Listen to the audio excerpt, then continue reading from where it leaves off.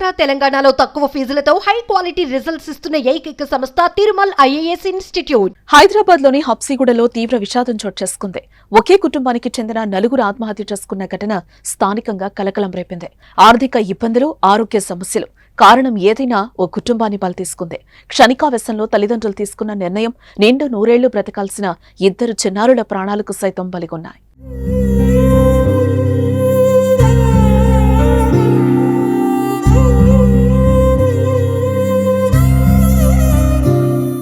హైదరాబాద్ హబ్సిగూడ రవీంద్రనగర్లో నివాసం ఉంటున్న కె చంద్రశేఖర్ రెడ్డి కుటుంబంతో సహా బలవన్మరణానికి పాల్పడ్డారు. వీరి స్వస్థలం కల్వకుర్తి నియోజకవర్గంలోని ముకురాళ్ల. కొన్నేళ్ల క్రితం భాగ్యనగరానికి వచ్చి స్థిరపడి ఓ ప్రైవేటు కళాశాలలో లెక్చరర్గా పనిచేసేవారు. ఇటీవల ఆ ఉద్యోగం కూడా మానేశారు చంద్రశేఖర్. ఇక చంద్రశేఖర్ కు భార్య కవిత, కుమార్తె శ్రీతారెడ్డి, కుమారుడు విశ్వాన్ ఉన్నారు. కుమార్తె 9వ తరగతి చదువుతూ ఉండగా కుమారుడు 5వ తరగతి చదువుతున్నాడు. ఎంతో ఆనందంగా, సంతోషంగా ఉండే ఆ కుటుంబంలో తీవ్ర విషాదం చోటు చేసుకుంది. కుమారుడికి విషమిచ్చి కుమార్తెకు ఉరివేసి చంపినట్లుగా తెలుస్తోంది.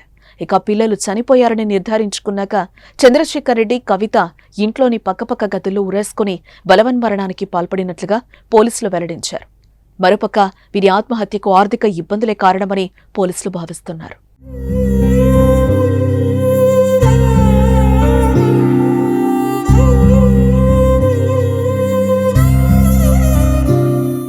మరోపక్క ఇంటిల్లిపాది మూకుమ్మడిగా మరణించటంతో బంధువులు, కుటుంబ సభ్యులు గుండెలవిసేలా రోధించారు. కాపురంలో ఎలాంటి కలతలు లేవని, అన్యోన్యంగా ఉండేవారని, ఇంతలోనే ఇలా ఆత్మహత్య చేసుకోవడంపై మృతురాలి తండ్రి ఆవేదన వ్యక్తం చేశారు.